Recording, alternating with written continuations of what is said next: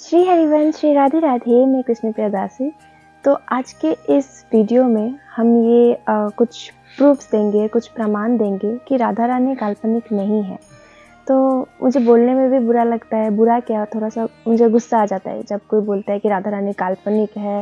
राधा रानी तो एक imaginary character है, वैसा कोई था ही नहीं। बट ऐसा लोग क्यों बोलते मुझे समझ नहीं आता। या तो उनको पता ही नहीं है राधा रानी के अस्तित्व के बारे में, या फिर वो जानकर भी ईर्ष्या के वजह से, जेलसी के वजह से ऐसा कहते हैं। राधा रानी काल्पनिक इसलिए बोलते हैं क्योंकि राधा रानी के बारे में श्रीमद् भगवत गीता या फिर श्रीमद् भगवत महापुराण में उल्लेख नहीं है राधा रानी का नाम, शास्त्रों में उल्लेख नहीं है राधा रानी का नाम। तो इसीलिए आज हम शास्त्र से ही वो कुछ प्रमाण बोलेंगे जो ये प्रमाण करती है कि राधा रानी बिल्कुल एग्जिस्ट करती है। वो किशोरी जो है वो परम शक्ति की स्रोत है, वो ही नहीं होगी तो हम कैसे होंगे, हमारा अस्तित्व ही उनके साथ। इसलिए ये वीडियो बहुत ही इम्पोर्टेंट है, इसको लास्ट तक ज़रूर देखना और फिर बताना आप कमेंट में कि आपका क्या सोच विचार है। तो चलिए ये वीडियो अब शुरू करते हैं।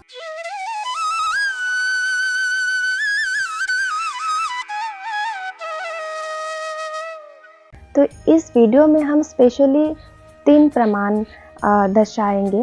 तो सबसे पहले सुखदेव जी के बारे में बोलेंगे कि सुखदेव जी ने क्यों राधा रानी का नाम नहीं लिया, श्रीमद् भागवत महापुराण में क्यों राधा रानी का नाम नहीं है। तो सुखदेव जी जो परीक्षित महाराज जी को श्रीमद् भागवत कथा सुनाते हैं 7 दिनों के लिए, ये तो सबको ही पता होगा क्योंकि परीक्षित महाराज के पास बस 7 दिन का ही समय था और 7 दिन के बाद उनका मृत्यु होने वाला था तक्षक सर्प के दंशन के कारण। और इसीलिए 7 दिन का ही समय था जिसमें वो भगवत प्राप्ति कर सकते थे। सुखदेव जी के पास बस 7 दिन का ही समय था, उन्हीं 7 दिनों में उनको पूरा का पूरा श्रीमद् भागवत महापुराण परीक्षित राजा को सुनाना था। अब बात यह है कि तो राधा रानी का नाम क्यों नहीं बोला उन्होंने, क्योंकि राधा रानी जो है वो सुखदेव जी की गुरु है, परम गुरु है सुखदेव जी की। ठीक है, तो गुरु की नाम कभी लिया नहीं जाता है, गुरु की नाम नहीं लिया जाता है, यह है एक रीज़न। दूसरा रीज़न यह है कि सुखदेव जी, उनके हृदय में इतना प्रेम था हमारे किशोरी जी के प्रति, वो हमारे किशोरी जी से इतना स्नेह करते थे, उनका इतना सम्मान करते थे, इतनी श्रद्धा भक्ति करते थे कि किशोरी जी का नाम मतलब राधा, ये 2 अक्षर का नाम लेते ही सुखदेव जी महीनों के लिए समाधिग्रस्त हो जाते थे। वो समाधि में ही चले जाते थे, राधा नाम लेने से ही समाधि में चले जाते थे। अभी हम नॉर्मल इंसान हैं, हमको इतना ज्ञात है नहीं, प्रेम रस भाव श्रद्धा समाधि इन सब से हम थोड़ा सा, इन सब से हम दूर हैं, हमें इन सब के बारे में ज़्यादा नहीं पता। इसलिए हम मुँह से राधा तो बोल देते हैं, लेकिन राधा में कितना रस है, वो राधा क्या क्या धारण करती है उसके बारे में हम सोच भी नहीं सकते। कितना प्रेम रस है और उस नाम में क्या है वो सुखदेव जी को पता था, और वो नाम लेने से ही सुखदेव जी समाधि में चले जाते थे। तो उनके पास बस 7 ही दिन था, अगर वो राधा नाम बोल के महीनों के लिए समाधि में ही चले जाते तो श्रीमद् भागवत महापुराण उसका क्या होता, परीक्षित महाराज जी का उद्धार कैसे होता, कैसे 7 दिनों में सुनाते। तो इसीलिए सुखदेव जी ने राधा नाम ना लेकर एक मुख्य गोपिका, मुख्य गोपी, श्री कृष्ण की प्रिय गोपी, ऐसे वर्ड्स जो है वो यूज़ करके श्रीमद् भागवत महापुराण में उन्होंने राधा रानी को इनडायरेक्टली उनको ही दर्शाया है। तो आशा है कि ये आपको समझ आ चुका होगा कि क्यों नाम नहीं लिया है सुखदेव जी ने। नंबर 2, पिताश्री महादेव के द्वारा हम ये प्रमाण करेंगे कि राधा रानी सच में एग्जिस्ट करती है। तो वो कैसे?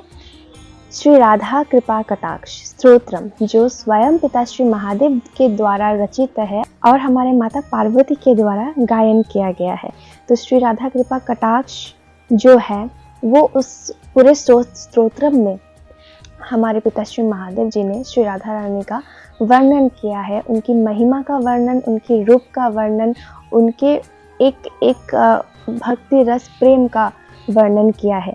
अगर आपने आज तक नहीं सुना राधा कृपा कटाक्ष स्तोत्रम तो आप सुन सकते हो, हमारे इसी चैनल में हमने अपलोड किया हुआ है। और श्री राधा कृपा कटाक्ष स्तोत्रम का पूरा अर्थ भी हमने अपलोड कर रखा है इसी चैनल पे, आप चेकआउट कर सकते हो। वो आप सुनोगे तो आपके दिल में जो प्रेम है, जो वो जागृत हो ही जाएगा। हमारे पिताश्री महादेव ने इतने सुंदर तरीके से किशोरी जी का वर्णन किया है, वो सच में भाव विभोर कर देने वाली है। तो कृपा कटाक्ष का मतलब क्या है? कृपा दृष्टि। तो पिताश्री महादेव कहते हैं, कदा करिष्यसि हमां कृपा कटाक्ष भाजनम।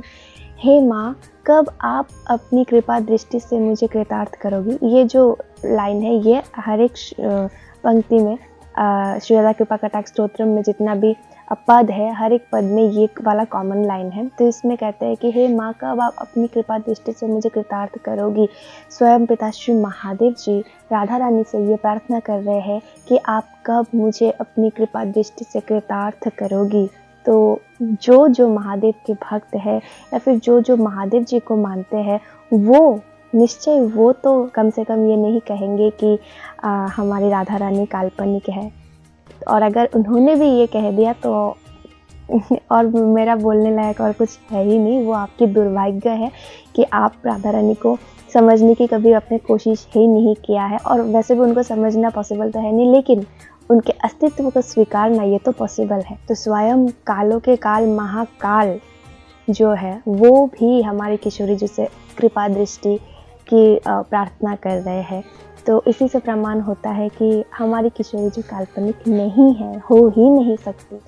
तो नंबर 3 जो हम प्रमाण देने जा रहे हैं, वो स्वयं श्री कृष्ण के मुखार विंद से निकली हुई बातें हैं, जो गर्ग संहिता में लिखा हुआ है। तो श्री गर्ग संहिता का वो श्लोक वो लाइन्स बताने से पहले मैं थोड़ा सा गर्ग संहिता का परिचय बोलने की कोशिश करती हूँ। तो श्री कृष्ण की मधुर लीला की रचना हुई है, दिव्य रस के द्वारा रस का रास में प्रकाश हुआ है। श्रीमद् भागवतम में उस रास के केवल एक बार का वर्णन 5 अध्याय में किया गया है। जो एक मधुर रस है, प्रेम रस है, उसका श्रीमद् भागवतम में बस 5 अध्याय में थोड़ा सा वर्णन किया गया है। किंतु इस गर्ग संहिता में वृंदावन खंड में, अश्वमेध खंड में प्रवास मिलन के समय और उसी अश्वमेध खंड के दिग्विजय के अनंत लौटते समय, ये 3 बार कई अध्याय में उसका बड़ा सुंदर वर्णन है। परम प्रेम स्वरूपा, ध्यान से सुनिए, ये परम प्रेम स्वरूपा श्री कृष्ण से नित्य अभिन्न स्वरूपा शक्ति श्री राधा जी के दिव्य आकर्षण से श्री मथुरा नाथ एवं श्री द्वारकाधीश श्री कृष्ण ने बार बार गोकुल में पधारकर नित्य रासेश्वरी, नित्य निकुंजेश्वरी के साथ महाराज की दिव्य लीला की है। इसका विशेष वर्णन है। तो इसमें देख सकते हो आप, क्योंकि शुकदेव जी तो नाम नहीं ले सकते हमारे किशोरी जी का, लेकिन जो गर्ग जी है, गर्ग जी कौन है? महर्षि गर्ग जी तो आपको पता ही होगा, जिन्होंने श्री कृष्ण के और श्री हमारे बलराम दाऊ जी का नामकरण किया था। तो वही महर्षि गर्ग जी, वो तो श्री राधा रानी का नाम ले सकते हैं। तो इसीलिए उन्होंने बाद में जाके ये गर्ग संहिता का रचना किया, जहाँ उन्होंने प्रेम रस का, स्पेशली राधा रानी का, बहुत सारे उनकी लीलाओं का वर्णन इस गर्ग संहिता में मिलता है। तो इसमें बहुत सारा प्रमाण है। मैं बस एक ही अध्याय में जो मेन मुझे मिला वो मैं इस वीडियो में इंक्लूड करना चाह रही हूँ। तो वो है 15वां अध्याय, 15 नंबर चैप्टर में है, 517 श्री गर्ग संहिता सेक्शन 4 टू फ्रंट, एंड उसका पेज नंबर है 99। ठीक है, आप पढ़ सकते हो। तो इसमें श्री भगवान कहते हैं, मन का सारा भाव स्वतः एकमात्र मुझ परात्पर पुरुषोत्तम की ओर नहीं प्रभावित होता, अतः सबको अपनी ओर से मेरे प्रति प्रेम ही करना चाहिए। इस भूतल पर प्रेम के समान दूसरा कोई साधन नहीं है, मैं प्रेम से ही सुलभ होता हूँ। तो श्री कृष्ण स्वयं कह रहे हैं कि मुझे पाना इतना आसान नहीं है, कठोर तपस्या करना पड़ता है, लेकिन सिर्फ एक ही रास्ता है जिससे मुझे पाना बहुत ही सुलभ है, वो है प्रेम। मैं प्रेम से ही सुलभ होता हूँ। वांडिर वन में श्री राधा के हृदय में जैसे मनोरथ का उदय हुआ था, वो उसी रूप में पूर्ण होगा। तो वांडिर वन में, ये वांडिर वन की एक लीला थी, इसके 14 नंबर चैप्टर में वांडिर वन की लीला थी। उसमें श्री राधा रानी का एक मन में वो इच्छा प्रकट हुई थी विवाह करने का, वो उसकी बात कर रहे हैं यहाँ पे। तो वो श्री कृष्ण कह रहे कि वो इच्छा स्वतः जल्दी ही क्या होगा, उसी रूप में पूर्ण होगी। सत्पुरुष अहेतुक प्रेम का आश्रय लेते हैं, संत महात्मा उस निहेतुक प्रेम को निश्चय ही निर्गुण मानते हैं। जो मुझ केशव में और श्री राधिका में थोड़ा सा भी भेद नहीं देखते, तो ये बहुत ध्यान से सुनना है। जो मुझ केशव में और श्री राधिका में थोड़ा सा भी भेद नहीं देखते, बल्कि दूध और उसकी शुक्लता के समान हम दोनों को सर्वथा अभिन्न मानते हैं, उन्हीं के अंतःकरण में अहेतुक भक्ति के लक्षण प्रकट होते हैं तथा वे ही मेरे ब्रह्मपद गोलोक धाम में प्रवेश पाते हैं। तो घुसबम्स खड़ा कर देने वाली बात कही है यहाँ पे श्री कृष्ण ने कि जो दूध और दूध की जो शुक्लता अर्थात उसका जो वाइट कलर है, उन दोनों के भांति, मतलब दूध से उसका कलर कोई छीन सकता है क्या? लाइक वाइट कलर गायब हो सकता है क्या? नहीं। तो दूध का रंग तो वाइट ही होगा। ठीक उसी प्रकार श्री कृष्ण और राधा वो कभी अलग नहीं है, वो एक ही है और उनको सर्वथा इस प्रकार से जो एक मानकर उनकी भक्ति करते हैं, उन्हीं में अहेतुक भक्ति का लक्षण, सत्य पवित्र प्योर जो डिवोशन है, प्योर भक्ति का लक्षण उनमें ही दिखता है और तथा वही मेरे गोलोक धाम में प्रवेश पाने के युक्त बन जाते हैं, वही उन्हीं को प्रवेश मिलता है। और अभी देखिए जो राधा और कृष्ण में भेद करते हैं उनके लिए क्या बोला है श्री कृष्ण ने, इस भूतल पर जो कुबुद्धि मानव मुझ केशव हरि में तथा श्री राधिका में भेदभाव रखते हैं, वे जब तक चंद्रमा और सूर्य की सत्ता है तब तक निश्चय ही कालसूत्र नामक नरक में पड़कर दुख भोगते हैं। तो ये 33 नंबर श्लोक में है। तो इसमें क्लियरली श्री कृष्ण ने बोला है कि जो भी श्री कृष्ण में और राधा रानी में भेदभाव करता है उसका क्या होगा, जब तक चंद्रमा, चांद और सूर्य जब तक है तब तक उस कुबुद्धि व्यक्ति को कालसूत्र नामक नरक में पड़कर दुख भोगना होगा। तो ये मैं नहीं बोल रही हूँ, स्वयं श्री कृष्ण बोल रहे हैं। तो इससे पता चलता है कि राधा रानी बिल्कुल काल्पनिक नहीं है। मैं आपसे हाथ जोड़कर ये निवेदन करती हूँ, आप भी अगर राधा रानी को काल्पनिक मानते हो तो ये भूल कभी ना करिए, क्योंकि हम नहीं चाहते कि कोई भी नरक में जाकर पतित हो, किसी का भी बुरा हो। देखिए किशोरी जो बहुत करुणामयी है वो क्षमा कर देती है, लेकिन हमारे लाल जो ना वो क्षमा नहीं करेंगे कभी, क्योंकि वो तो वैसे भी है थोड़ा सा टेढ़े, तो वो कभी क्षमा नहीं करेंगे वैसे लोगों का जो श्री कृष्ण की भक्ति तो करते हैं लेकिन वो बोलते हैं कि राधा रानी काल्पनिक है। लाइक श्री कृष्ण की पूजा कर रहे हो तुम लेकिन बोल रहे हो राधा रानी काल्पनिक है, उसका कोई फल नहीं है। उसका फल एक ही है, उसे कालसूत्र नामक नरक में जाके दुख भोगना पड़ेगा।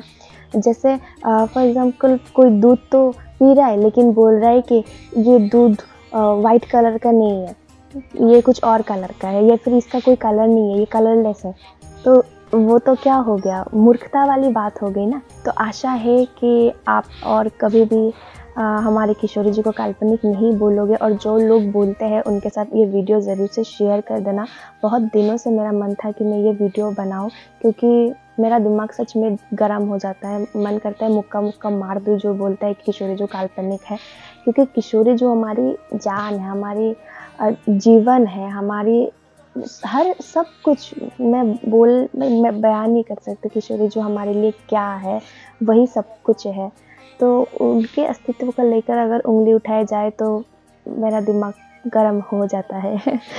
तो आशा है कि आपको समझ आया होगा। इस वीडियो को ज़रूर से एक शेयर तो कर ही देना, क्योंकि बहुत ज़्यादा इम्पॉर्टेंट है। और कुछ आपको जानना हो, पूछना हो तो नीचे कमेंट करके आप पूछ सकते हो। और इस तासी के चैनल को सब्सक्राइब जरूर से कर देना। कोई वीडियो सजेशन है तो ज़रूर से बोलना। तो मिलते हैं नेक्स्ट वीडियो में। श्री हरिवंश, श्री राधे राधे, चैंटिंग जरूर से करना।